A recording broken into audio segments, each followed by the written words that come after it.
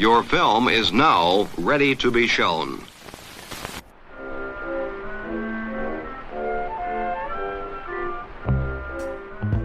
Good morning. I'm Justin Hendricks, editor of Tech Policy Press, a nonprofit media venture intended to provoke new ideas, debate, and discussion at the intersection of technology and democracy. In the past week, as people have attempted to make sense of the violence in Israel and Gaza, the problem of mis- and disinformation has once again risen to the fore. A lot is written about the supply side of these phenomena, including how propagandists and political leaders are using messages and platforms to impact public opinion. But less is written about the demand side. When it comes to false beliefs that each of us adopt and harbor to help us understand the world and events in it, what are the incentives and social dimensions that each of us as individuals and as members of a community are responding to that drive our appetite for misinformation? Today's guest has devoted her research to this subject and has just published a book that serves as a very accessible entry point to the latest scholarship on this question. And just to note that this conversation was recorded in September. I am Dana Gal-Young. I'm at the University of Delaware. I'm a professor of communication and political science. I'm also a visiting sabbatical scholar right now at the Annenberg Public Policy Center at the University of Pennsylvania. I am the author of Wrong: How Media, Politics, and Identity Drive Our Appetite for Misinformation. Let's talk about the title first. Yeah. Wrong, right? You distinguish between misinformation and wrong information. What's the difference? Yeah. So the title wrong, if you think about it, wrongness resides on the part of individuals, whereas misinformation is the content that is empirically false that's out in the world. And there are a lot of brilliant people studying what I call the supply side of misinformation. That is that empirically false information that is on social media or that comes from elites or that is shared by neighbors that's out there. Whether it's misinformation or disinformation that's knowingly shared, even though it's false. But my interest really is more on the people side of wrongness. So why is it that we are attracted to information that's empirically false? What do we get from information that's empirically false? And because wrongness comes from us in some ways, that means that we are also able to disrupt it. I approach it from that perspective. And I had told my editor early on, I'm like, I want to study the demand side of misinformation. And she was like, oh, that's cool. And I wanted it in the title, how we have demand for misinformation. She's like, I think people aren't going to like that because I don't think people feel that they demand misinformation. I'm like, it's the term, like supply and demand. And she's like, yeah, but I think that people will push back. And sure enough, when I was out talking with my parents' friends about what I was working on, and I used the term demand, and this woman said, what about for those of us that demand to not be misinformed? I'm like, yeah, this is missing the point. Okay. So a parable about the value of editors. Correct. So in the class I teach on tech, media, and democracy, one of the things that we try to do early on is dispel certain ideas that folks might have about how to fix social media and democracy or fix the information ecosystem. Fun. Can you tell me what those are? That sounds fun. One of them is something that I think this book or segments of it will help to address in the syllabus. It's this idea that if people just get correct information or unbiased information, they will make better decisions. Why is that? Why is that a wrong idea? That is a wrong idea, unfortunately. Well, really because we are not really motivated to be accurate, Justin. We're not motivated to be empirically accurate in our understanding of the world. There are a lot more fundamental motivations that drive us. And in the spirit of alliteration, I call them the 3 C's: comprehension, control, and community. So what we really are motivated to do is, 1, feel like we understand what the heck is going on, feel like we comprehend the world. Number 2, we want to feel like we have control, agency, or some kind of power over our own lives and the things going on around us. And number three, we want to feel like we're members of a community and that we're connected with individuals in a community. So those are our social motivations. The trick then is, if information that is empirically accurate is delivered to us, but it undermines those other motivations, we really are not super inclined to integrate that new information and update our beliefs, especially if our beliefs are offering us a wonderful sense of like comprehension, control, and community. Which, if you think about the two major misinformation crises that we've been in, right? The election denialism and COVID misinformation. I think those two crises really embody those three C's. People felt that they could comprehend how it is that Donald Trump lost the election. He didn't, like that, right? That's their belief. They comprehend it in that he did not lose the election. They have control in the sense that, oh, we could just go and try to interrupt the certification of the votes on January 6th. That's a sense of control. And they had community in this giant group of people, now as many as 70% of Republicans, who believe that the outcome of 2020 was illegitimate. We wish that true information would immediately correct beliefs, but that's not how we as humans work. One of the things that's interesting about this book is that you don't just talk about these ideas in broader context or the context of other people, but you talk about your own experience. You open the prologue talking about how you fell into a sort of set of conspiracy theories around the time of your late husband's struggle with a brain tumor. But then you also tell more incidental stories about your own misunderstandings about the world and how those are driven. One about the green mailboxes in Philadelphia. I really hope that this resonates with folks and that I'm not the only person that thought this, but let me just explain first why I came at this with so many first-person anecdotes. Number one is, I think that social scientists in many instances have so many important things to say and so many important findings that the public would love to hear about.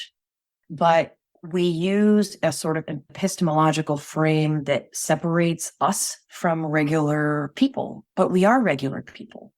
So to pretend that we're not regular people, I think, is a mistake.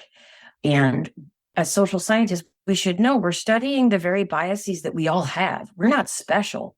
We don't not suffer from these biases. We have them. And that really hit home during COVID when I realized that a lot of folks were looking for control and understanding. And I thought, oh, a lot of these folks are very smart and they're starting to go down these rabbit holes with conspiracy theory beliefs. And I recalled that time in 2005 when my husband was diagnosed with a brain tumor and my whole life was falling apart. And I did the same. And it felt really good at the time. And it was the social norms of our community of artists and friends and comedians and academics who really made me feel that to understand and try to control his illness through conspiracy theory beliefs, it was not the appropriate way to do it because it didn't fit with the sort of ethos of our community. And it also wasn't getting us anywhere. And it was so not, Mike was just so playful and grateful, and he would never have gone down one of these rabbit holes. So it felt inappropriate to do that. And I started thinking it is really effective to talk about these things as a social scientist in the first person. And so I wrote a piece for Vox about that time period, and it got a huge response. It got really a lot of empathetic emails from folks who themselves were entertaining conspiracy theories or whose loved ones had entertained conspiracy theories. It just felt like it was the right voice to use. So in the book, I use more banal examples where we fill in the blanks all the time in ways that help us understand the world around us, but are often incorrect. And one of my ways of understanding the world was living in Philly. There were the blue mailboxes on the corners that you could mail a letter in, and you open the thing and you put the letter in it. And then next to those blue mailboxes were these big kind of army green boxes that looked older. They looked a little shabbier, and there was no slot. There was no place to put an envelope. And so I, in my mind, filled in the blank and understood that those were the old defunct mail system that was no longer operative.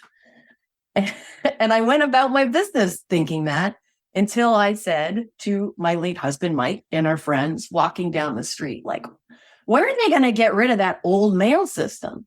Like, it just takes up so much space. I'm sure you got a lot of looks. They just stopped and they were like, what are you talking about? They're like, those are called relay boxes. And that is where the postal workers leave their bags of mail so that they don't have to carry it all around and break their back as they're delivering it throughout the city. And just little moments like this, we're wrong about stuff all the time. It helps me to understand the misinformation problem, to recall that a lot of wrongness does start with us.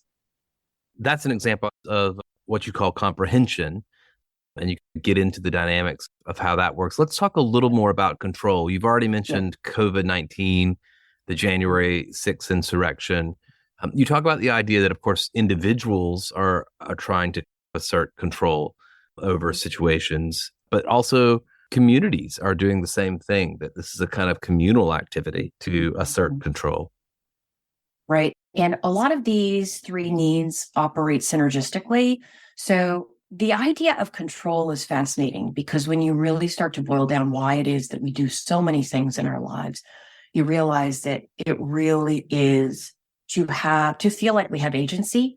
And I don't want to use the word illusion of agency, but in some cases, you have to ask yourself, is this actually providing me control over the situation, or is it making me feel like I have control? And you're right, our communities help to shape or define how it is we exercise that need for control. I'm thinking in particular with COVID, COVID is a very simple context to witness that idea of community-driven control. If you look at sort of conservative communities and how they would think about masks and masking, and instead of thinking about masks as a way to control the virus, the masks were framed as some kind of a tool of oppression or authoritarianism and infringing upon my individual freedoms and my autonomy. And so I exert my control by refusing to wear a mask. And it's, to me, the social dimension of these beliefs and motivations is so essential, because it's very difficult to separate individual motivations from socially shaped motivations. In fact, I don't even know if it is possible. So that's that third piece, that community piece that informs those other two. So if the first half of this book looks at how we come to understand the world around us, the second half puts it in context, the moment we're in, the technology, media, political, cultural context of today. So you get into this idea of partisan sorting, or sorting more generally, how the divides that we see present in the US at the moment are driven by everything from politics, of course, but also race, religion, even geography. I am struck by a couple of ideas here. One, I remember reading recently a research study by a guy called Petter Thornberg, who was talking in particular about the role that social media plays in this context. The idea, he says, of the crystallization of conflicting identities and the intensification of polarization, driven by a process in which sorting begets sorting and polarization begets polarization. Mm-hmm. How do you think about this sorting that's happened and the role that sort of media and tech are playing in it? So I think about the social sorting in the US context. I think that the mechanism that I discuss here can be applied in other contexts, but I'm an Americanist, so I look at it in the US.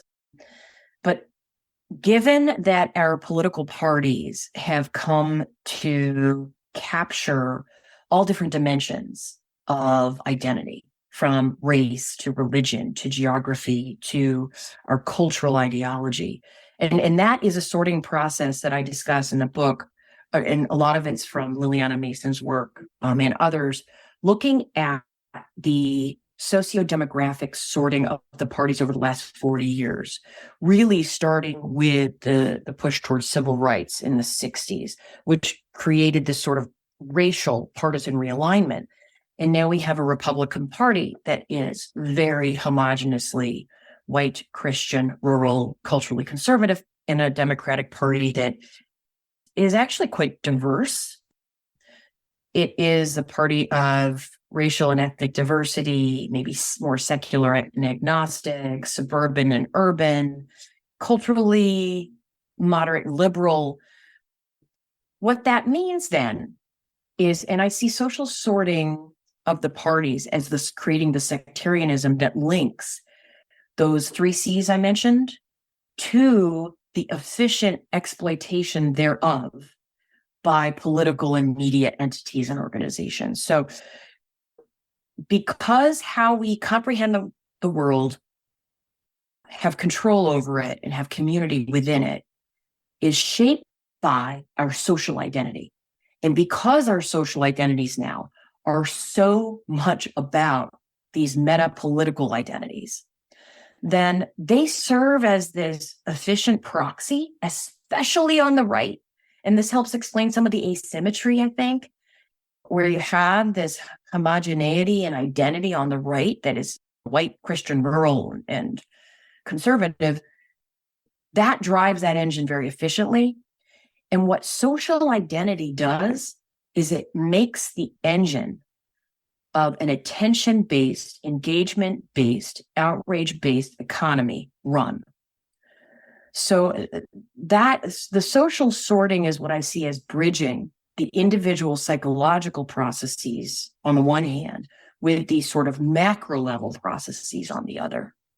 And we can talk also about those distinct roles played by those different entities: political elites, journalism, social media. Well, let's talk about journalism at the start. And you talk about this in various ways. You bring in Fox and Dominion as one great example of the types of dynamics that you're talking about. What's the role of journalism in this logic of how social identity interacts with our politics and polarization? There are various layers to the story.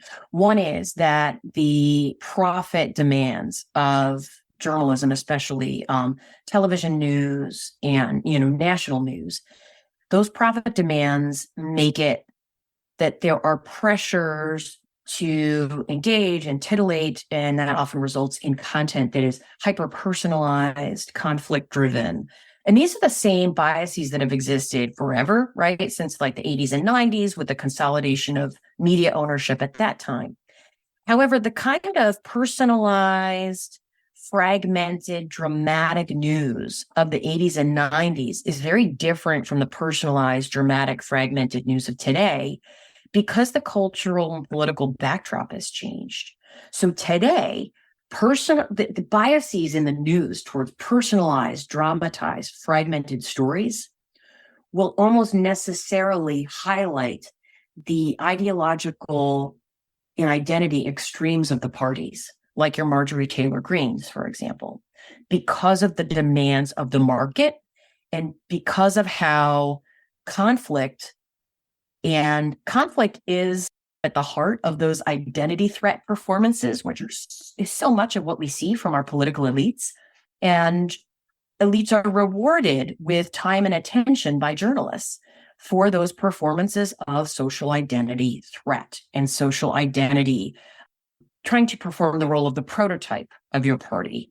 This is based on some work by Daniel Kreis and Regina Lawrence and Shannon McGregor, looking at this concept of performing partisan identity among elites and how we're seeing that so much more now because of this, the internal homogeneity of social identity, especially on the right.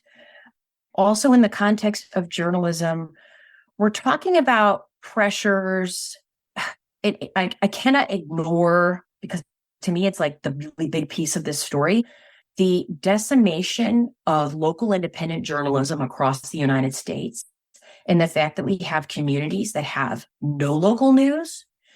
What that means is a constant focus on nationalized issues and nationalized news coverage that, instead of thinking about public policy at the state and local level, will inevitably focus on those quote unquote culture war issues, those wedge issues, those social issues that are very divisive.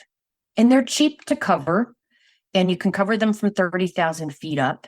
And to the extent that we live in a world with not a lot of funding for local independent journalism, I see that problem as getting worse. I want to bring in that example, though, of Fox and Dominion. How do you see that sort of fitting into this framework or this set of ideas that you're exploring here?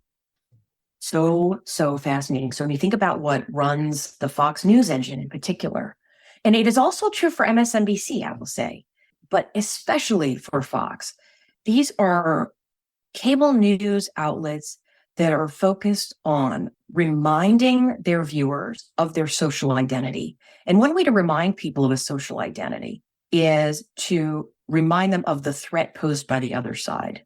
The quickest way to make someone's team identity salient is to remind them of the threats to that identity that are being posed by outgroups.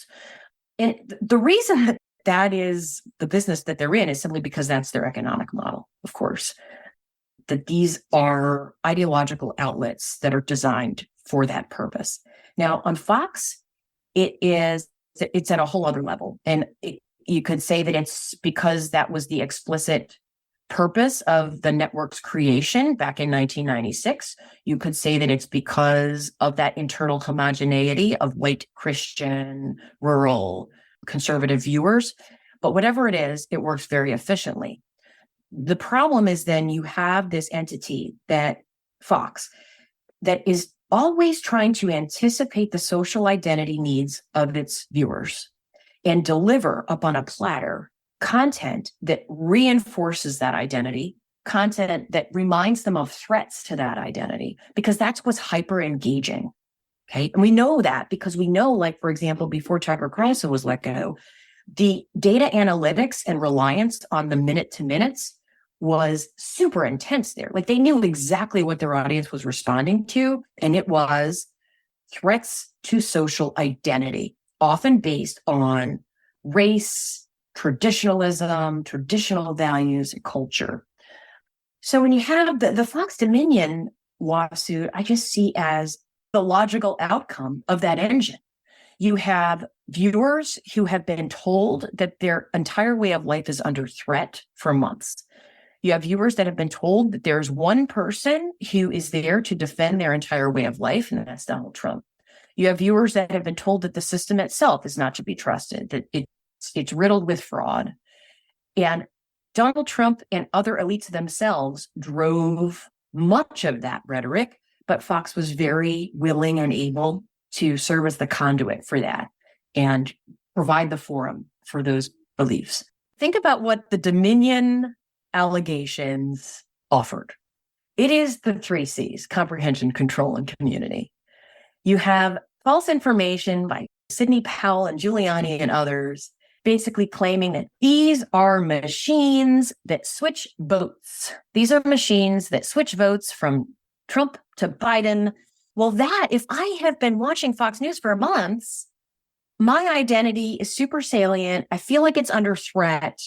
And gosh, if we don't win this election, everything is going to burn to the ground. And now it's like, well, we didn't lose. Those voting machines flipped everything upside down. So that's how I understand the election. How do I want to control it? Well, clearly by somehow punishing that company And now I have community because I'm with like-minded others who also believe these same things. As Fox News chased their viewers that they had whipped into a frenzy through identity threat, they found themselves in a bit of a pickle. And you can see it in those text messages and emails that came out through that lawsuit. They're behind the scenes getting in touch with each other, basically being like, we have effed ourselves here, because if we do not deliver the Trump actually won narrative like our viewers want, they're going to jump ship, which they started to do. They were going to One America, Newsmax. So this was their own Frankenstein. This was a monster of their own creation. And they paid the price for it. Maybe not a big enough price, but. Let's talk about the role of social media. You talk about the fact that, well, you reference Siva Vajanathan's idea that social identity is the backbone of social media logics. I suppose if things like Fox are an example of the dynamics you're talking about, social media is at a whole other level. Yeah. And I also am very proud of myself. Am I allowed to say that? I'm proud of myself because the social media chapter, this is a book about misinformation in media. And the social media chapter is like chapter 8 out of 9, I think. And I think that is important, especially as a media scholar. I think people would be like, wow, that's weird. I would have thought you put that first. But it's at the back of the book for a reason. And it's because the dynamics that social media takes advantage of originate elsewhere. And I think that's crucial. And as I say, people do not jump on Facebook and out of nowhere decide to look for a Facebook group interested in critical race theory. Like that's just not a thing. But that being said, there are logics and affordances of social media that take advantage of and really benefit from all of the dynamics that we've talked about so far. So because social media is able to make use of our user data, because social media is incentivized to get breadcrumbs from us constantly, because that's how they're able to target us so well with advertising. But the only way that they can get those breadcrumbs is by eliciting emotional responses from us. And so Facebook will prioritize the content that is outrageous and makes us mad or makes us proud. And we are social animals. It seems so trite, but we cannot exist alone. Dynamics that involve our sense of our status on our team are always going to be really emotionally powerful for us. And so yeah, social identity is, yes, he was right? Social identity is the backbone of social media logics. You talk a little bit about why policing the kind of phenomena of disinformation, misinformation on the supply side is problematic, precisely because of that, because of the fact that it's all identity on the actual logic of the platforms themselves. How do you think about the supply side? How do we move beyond supply side policing? It seems very important to do a bit of both, right? You can't give up on the supply side, but I suppose it doesn't answer the problem squarely in your view. It doesn't, but I am not someone who says content moderation is a waste of time. Absolutely not. In fact, I know a lot of folks working in this space also don't like that term, content moderation. I don't either. I think changing user motivations as they engage with social media is a goal that we should probably put at the center. I think a lot of folks, especially in the public, think that content moderation involves like the taking down of false information and accounts that post like false information. I think they perhaps don't recognize how much of it is about contextualizing that information, providing other sources that you could look to for context, or trying to put in little speed bumps so people slow down. And when you think about it, what is it that those speed bumps are doing? It's really about trying to alter our motivations as we engage with that content. That's what those speed bumps are for. It's about trying to get us to recenter other needs other than social identity driven needs. And I think that is the approach that we might want to go for. And not to put too heavy of a burden on individuals, but I think one of the things that I call for in the solutions piece is if we as individuals rethink how we engage with journalism and social media, that if we think in terms of democratic health in our own performances of our identity and trying to diversify our performance of identity and recognize the pressures that exist for us to perform outrage and to be a good member of our team, that if we disrupt those a bit, it could help to slow all this machinery that is actually working really efficiently to drive us apart. You do have a chapter, of course, on solutions. As you've just mentioned, you go into journalism, solutions in social media, and a lot of recommendations for what regular people should get up to. Let's just talk quickly about what you think needs to happen, and maybe through the lens of how confident are you that these things actually will happen on any time scale that's meaningful? What do you hope will happen in journalism and in social media to start? Let me just say that because of the feasibility question, which is basically what you're asking, notice that I gave up on the political elites and partisan media.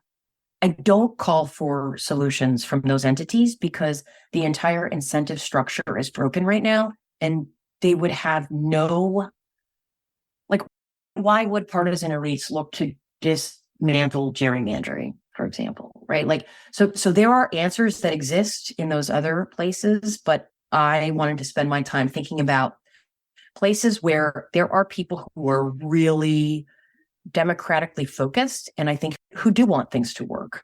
And in my mind, that is in journalism, social media, yes, even in social media, and among individuals. So in journalism, one is this idea of democracy-centered reporting, which is something my colleagues have been calling for years, which is not rewarding those elite displays of identity threat.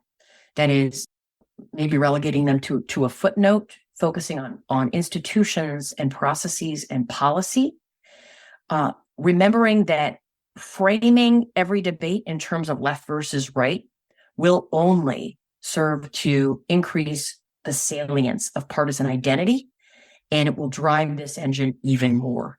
Now, this is delicate when we know that a lot of the behaviors that are populist authoritarian behaviors are coming from the right. So I think it's essential that journalists find ways to separate Republican elites who are engaging in these behaviors from the interests and the values of regular Republican voters. And to me, that's essential. In the realm of journalism, we really need a robust public media system in the United States. That is a tricky one because that too has been politicized, and that's not an accident. And investing in independent local journalism. The Knight Foundation has this huge multi-million-dollar initiative now. Philanthropic organizations coming in to build robust, independent local community journalism is, to me, such a winning answer because as individuals consume information about their local communities, their national political mega identity gets diluted. Instead, they're thinking about real people and people in their community and shared interests with people who may not think the same way they do politically, but they all agree that their local high school football team is awesome. That's essential. And at the level of social media, really just transparency requirements for the platforms, which researchers have been calling for years. We really have no idea what is going on. And even my dear friends who engaged in this really complex, comprehensive partnership with Facebook to look at Facebook's data hand in hand with Facebook researchers, even that, we witnessed how Facebook was trying to change the narrative that came out of those findings. We just need transparency requirements And we need data, anonymized data, to be made available from the platforms for us to make sense of, for all kinds of people to make sense of, for gosh sakes.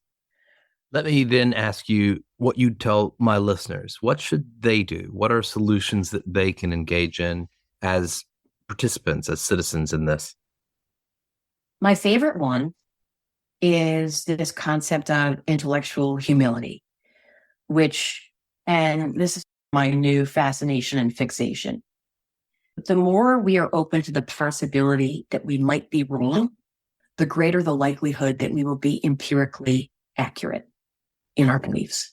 It's actually quite close to a scientific mindset, right? Where scientists are always trying to prove themselves wrong, right? We're not trying to prove ourselves right. We're always trying to break our theory. Let me prove it wrong. Let me put it in the most hostile conditions and see if it still holds. I think that is such a valuable mindset and something that we never see performed by elites because it's punished by our media environment. Intellectual humility is, saying, oh, this is what I think, but I could be wrong. How many times have you seen someone who is in a position of authority who changes their mind based on new information and is then now framed as a hypocrite or wishy-washy or weak? But that's actually what we want people to do in light of new information, is update their beliefs. So one, enacting intellectual humility, performing intellectual humility, meditating on intellectual humility, and rewarding media and political elites who do display and perform intellectual humility. At an interpersonal level, it sounds hokey, Justin, but giving the benefit of the doubt is so powerful. And when I say giving the benefit of the doubt, just because we meet individuals whose trappings and appearance and cars and trucks and bumper stickers make it seem as though they are completely aligned with the opposing political team, the realities of public opinion on policy are far more complex. The more we just say, you know what, they look like this, they're driving this, they have allegiance to that side, I'm not even engaging, the worse this is going to get. People are a lot more moderate on their issue positions and policy positions than all of this circus would lead us to believe. So always giving the benefit of the doubt, and relatedly, reshuffling the deck, meaning being honest about the complexities of our own political views. Sometimes on social media, when I have a belief that isn't the belief of most of my very liberal team, I find myself not wanting to say anything because I don't want to get pilloried. Pilloried is like an 1800s word. I don't even know what that means. But I don't want people to pile on me.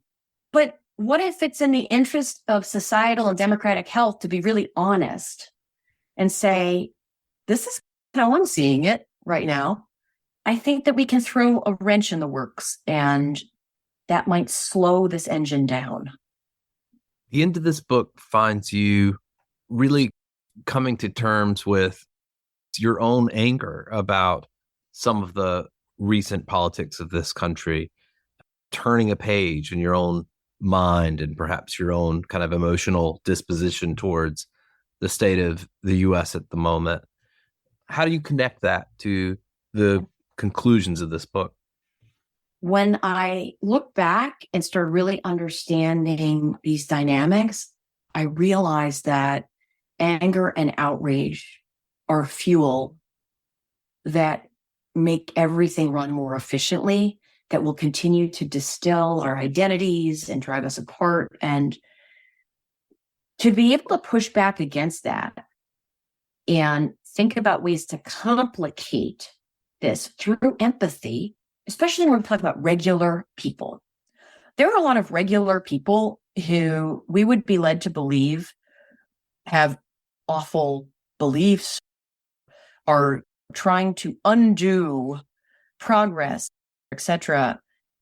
If you get in under the hood and you engage with those individuals and you recognize they are trying to satisfy their needs for comprehension, control, and community, And they have been told that one of the ways they can do that is through these compromises that they're thinking that they can make. And if you approach those individuals from the standpoint of we're all trying to make sense of the world, we're all trying to live the best life we can, and it's a kind of, in the spirit of Buddhism, it's all trying to navigate what is a painful life, right? There's a lot of suffering, and we're all trying to do the best we can.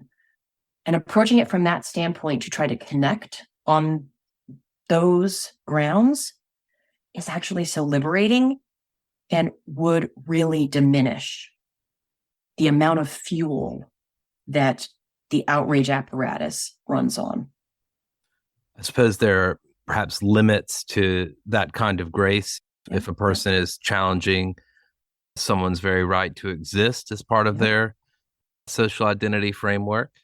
Yeah. And it is so challenging to talk about this. I have wonderful friends who push me on this, and they say, and they're right, they say, be careful to not put too much burden on people who are already burdened. And I would never ask folks to give grace when their humanity is being questioned or their right to exist is being called into question. But for those of us who may be in a luxurious spot, right, maybe culturally or because of our socio-demographics, I think that it's incumbent upon us to try to make those connections, reduce that identity threat. But as I say in that last chapter, there are non-negotiables.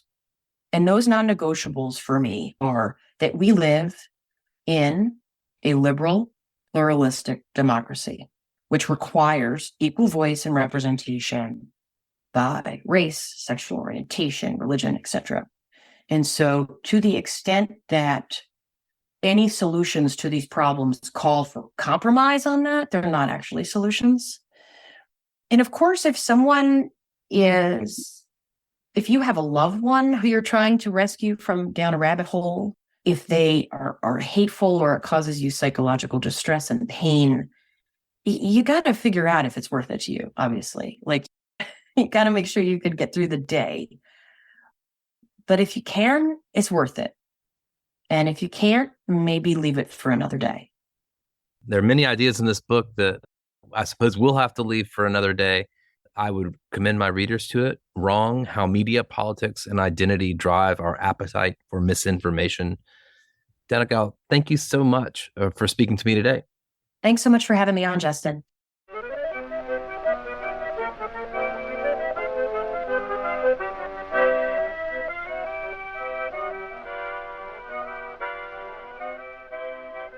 That's it for this episode. I hope you'll send your feedback. You can write to me at justin@techpolicy.press. Thanks to my co-founder, Brian Jones, and thank you for listening.